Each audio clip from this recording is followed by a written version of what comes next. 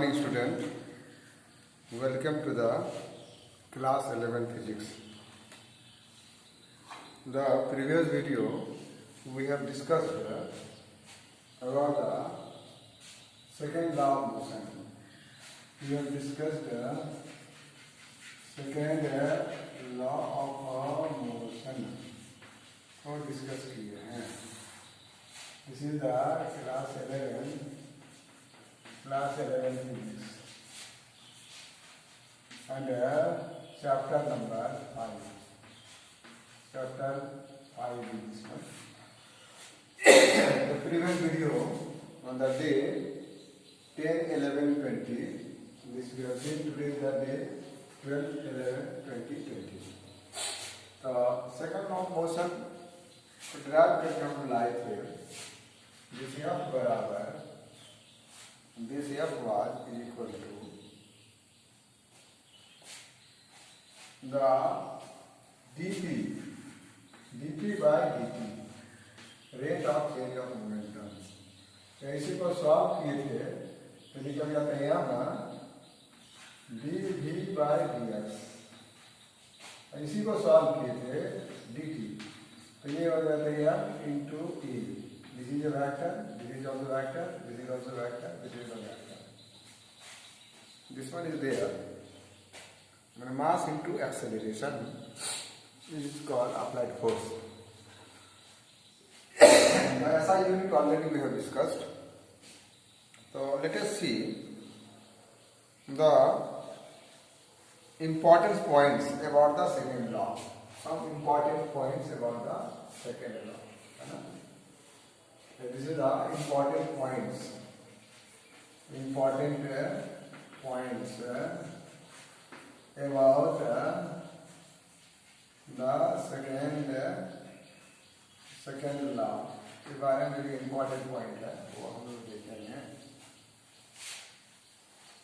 If ऐसा हो जाए कि F बराबर 0, कि F अप्लाइड फोर्स F जो है ये 0 हो जाए, देन इट इम्प्लाइज, ये क्या करेगा? Implies what? एक्सेलरेशन पर 0. तो when acceleration is 0, then what type of situation will come? If acceleration 0 means either the body is at rest, net force 0, मतलब acceleration 0, either the body at rest or uniform motion. This is obviously consistent with the first law of motion. First law of motion तो ही है, body या rest में रहेगा या uniform motion में चलता रहेगा. कब तक? Unless an external force act on it, unless an external force compels it to change the state. So this is here the first law. It here it is obvious, obviously the consistence of first law of motion. The second law से first law भी derive कर सकते हैं. Second law of motion is a vector law. Second law of motion जो है, the second law of motion is a vector law. इसको vector law भी कहते हैं, है ना? जैसे फर्स्ट लॉ को क्या कहते हैं? फर्स्ट लॉ को क्या कहता है? लॉ ऑफ क्या नाम देते हैं? इनर्शिया भी नाम देते हैं. तो सेकेंड लॉ को वेक्टर लॉ का नाम दे सकते हैं. कैसे दे सकते हैं वेक्टर लॉ का नाम? तो it is equivalent to 3 equation. ये जो है, ये वाला जो है कौन? एफ बराबर करना है dpx dp वेक्टर बाई क्या आ गया? dp. सपोज 3 डायमेंशनली फोर्स लग रहा है, स्पेस में फोर्स लग रहा है किसी बॉडी में, ठीक है? X axis, y axis and z axis, right? यहाँ ये लीजिए फोर्स का डायरेक्शन, ठीक है? तो दिस विल हैव वेक्टर है, तो वेक्टर का कंपोनेंट होता है. अगर प्लेन में लग रहा था तो कंपोनेंट होगा, स्पेस में लग रहा फोर्स तो उस फोर्स का कितना कंपोनेंट होगा? 3 कंपोनेंट होगा।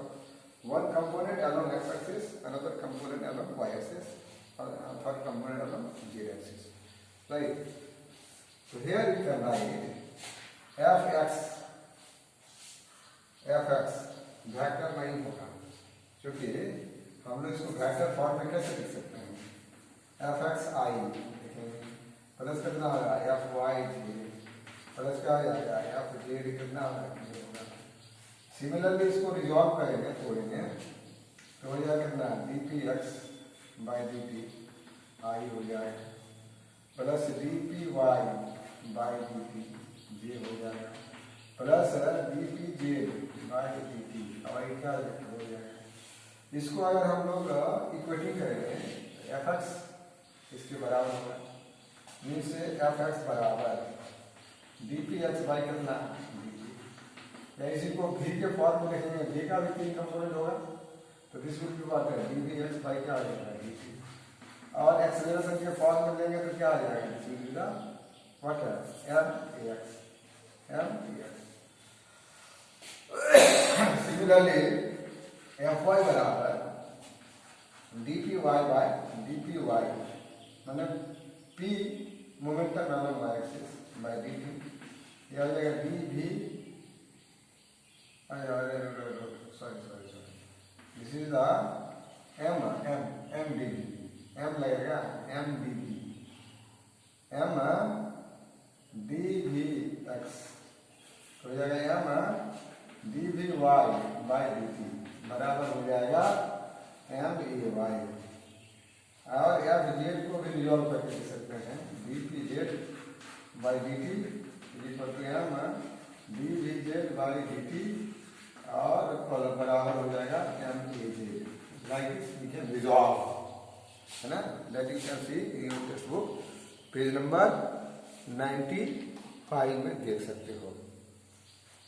This means if a force is not parallel to the velocity of the body, मान लो कोई ऑब्जेक्ट जा रहा है ना, parallel to the velocity of the body, इसको हमको समझेंगे प्रोजेक्टाइल मोशन हम लोग देखेंगे। We have seen projectile motion in the कहाँ पर the motion in the plane में देखेंगे। So this is dpz by dt and k, right? In case of projectile motion you see, in case of projectile motion, when it will get 2-dimensional motion होगा, projectile motion is always 2-dimensional motion. A body is thrown, but this body will move like this. It is parabolic path. This will be the trajectory of the projectile. Once it is thrown, जब एक बार throw कर दिया गया, इस जगह पर लेंगे, तो यहाँ पर ये वेलोसिटी डायरेक्शन में होगा, इसका 2 कंपोनेंट होगा। This is the vy and this is the whatever vx along x-axis. Here the force is acting water, force is acting downward. There is the force of gravity. Force of gravity, है ना, velocity के opposite लग रहा है, जब यहाँ आ जाएगा तो इसी डायरेक्शन में फोर्स होगा, फोर्स जिस डायरेक्शन में लग रहा है तो if the force is not along the direction of the velocity but makes some angle with it changes only the component. यह जो है ये जो फोर्स है ये सिर्फ उसी कंपोनेंट वेलोसिटी का चेंज करेगा जिसके अलोंग लग रहा है। तो यहाँ पर फोर्स किसके अलोंग लग रहा है? वर्टिकल वेलोसिटी का लग रहा है, हॉरिजॉन्टल वेलोसिटी के अलोंग जो है फोर्स नहीं लग रहा है। इसलिए इस डायरेक्शन में जो वेलोसिटी था उसको हम लोग क्या माने थे? कांस्टेंट मान लिए थे, यानी इसका एक्सेलरेशन क्या था? ax का वैल्यू क्या लिखे थे? अलोंग हॉरिजॉन्टल एक्सिस ax का वैल्यू क्या हो गया? 0, क्योंकि हॉरिजॉन्टल वेलोसिटी के अलावा फोर्स नहीं लग रहा है। फोर्स जब नहीं लग रहा है तो कैसा वेलोसिटी होगा? कांस्टेंट वेलोसिटी होगा, और कांस्टेंट वेलोसिटी होने का मतलब क्या है? The body moves in uniform velocity, uniform velocity means acceleration is 0। जैसे प्रोजेक्टाइल मोशन में हॉरिजॉन्टल कंपोनेंट के अलावा में कोई फोर्स नहीं लग रहा है, फोर्स लग रहा है वर्टिकल वेलोसिटी के अलावा, इसलिए एक्सेलरेशन भी किधर हो रहा है? वर्टिकल के अनुसार हो रहा है।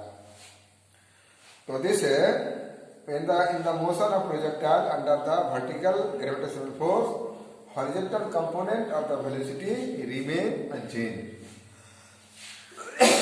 These are the important points derived from the second law of motion. Right. Similarly, we will see कि ये फोर्स जो लग रहा है, जो न्यूटन सेकंड लॉ के अनुसार जो फोर्स है, that force only act on the point object. कहाँ एक्ट करता है? पॉइंट ऑब्जेक्ट पर एक्ट करता है. The force acts on a point object. Point object की बात कर चुके हैं. Object is said to be point object if its shape and size is negligible with compared to the distance covered by this is called point object, है ना. तो मान लो कोई बहुत बड़ा बॉडी है, इसमें बहुत सारा पॉइंट बना हुआ है, तो क्या करेंगे हम लोग यहाँ पर इसको क्या कहते हैं? This is called centre of mass. This is called centre of mass. Centre of mass क्या है? आगे हम लोग देखेंगे system of particle and rotational motion में. Centre of mass, centre of gravity. Centre of mass क्या है? ये point where the whole mass of the body is supposed to be concentrate. ऐसा मानते हैं कि बॉडी का सारा मास यहीं पर है, तो फोर्स कहाँ लगाना है? इसी पॉइंट पर लगाना है. इसी इस पॉइंट पर लगेगा. इस पॉइंट पर जब लगेगा तो क्या होगा? होल बॉडी क्या करेगा? होल बॉडी मूव करेगा और जितना पार्टिकल है सभी उसी स्पीड से चलेगा, है ना. इस कॉन्सेप्ट को दिमाग में रखना है. पॉइंट मास पर ही लगता है. अब एक हम लोग थोड़ा सा एक छोटा सा एग्जाम्पल सॉल्व करेंगे. एग्जाम्पल जो है 5.2 कर लोगे. एग्जाम्पल 5.3 है motion of A particle of mass is described by this one. इससे डिस्क्राइब किया हुआ है ना. The example we'll see 5.3 from the textbook, page number 96. Just we will explain this example and you will see the textbook page number 90.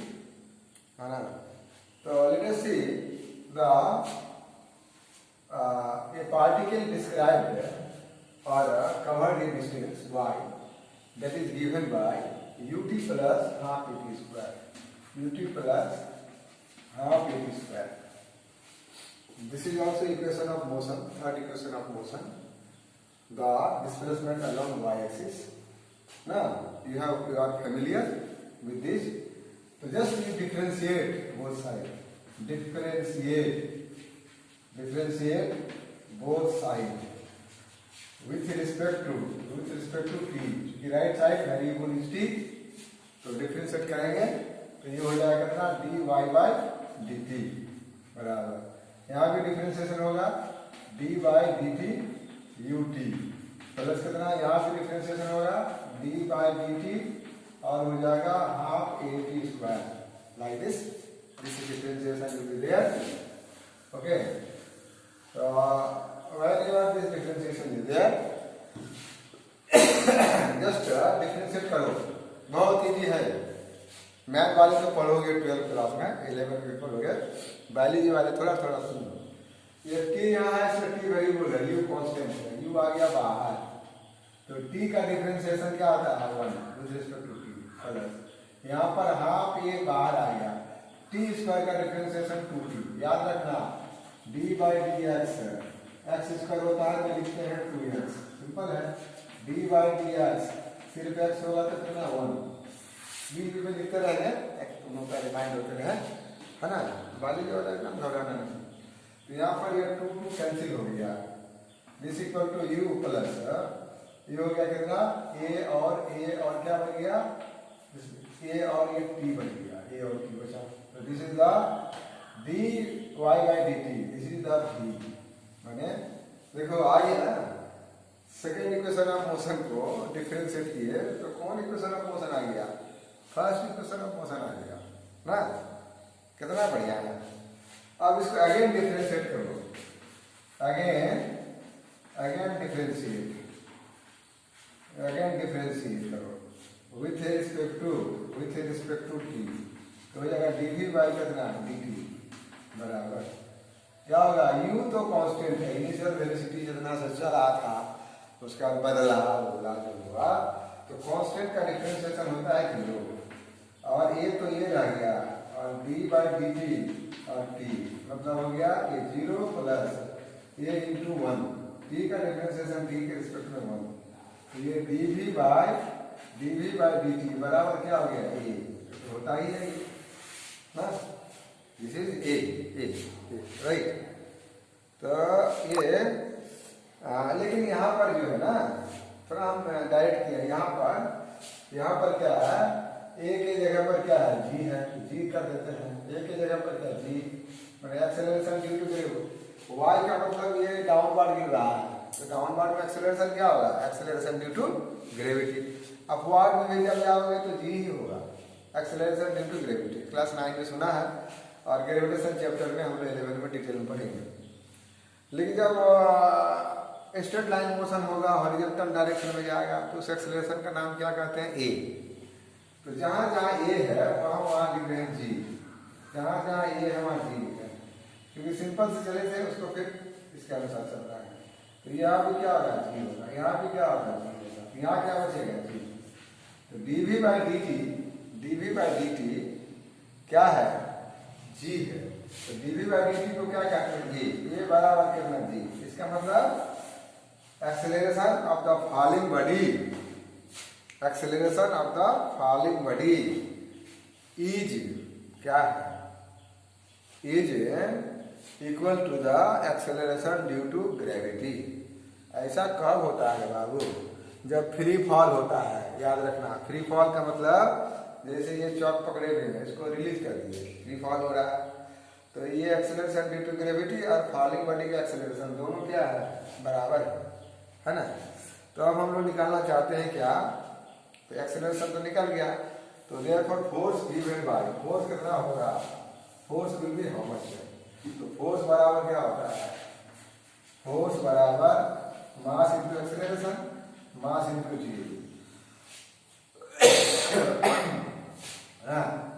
तो ये force निकाल लेंगे ना, तो what is the force on acting on the particle, that is equal to mg के बराबर होगा।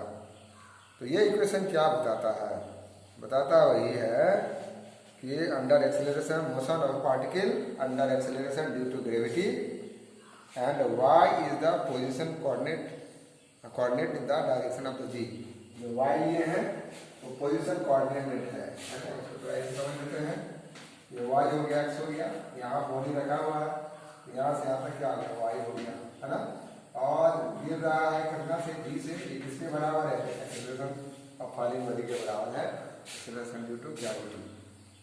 तो दीज आर देयर, तो इसको करोगे, और छोटा सा हम लोग एक टर्म देख लेते हैं इम्पल्स, राइट।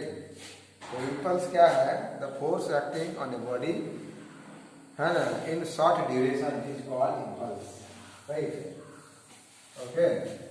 तो ये एग्जांपल है, तो टर्म देखेंगे हम लोग इम्पल्स का, इम्पल्स क्या है, द फोर्स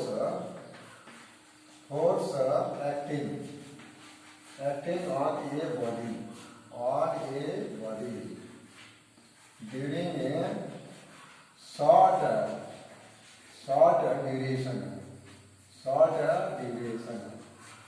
ड्यूरेशन या टाइम इंटरवल है ना, this is called impulse, right. Impulse बराबर क्या होगा, फार्मूला लिखेंगे हम लोग, इम्पल्स बराबर फोर्स इंटू क्या लिखेंगे, फोर्स इंटू टाइम ड्यूरेशन, लिखेंगे टाइम ड्यूरेशन।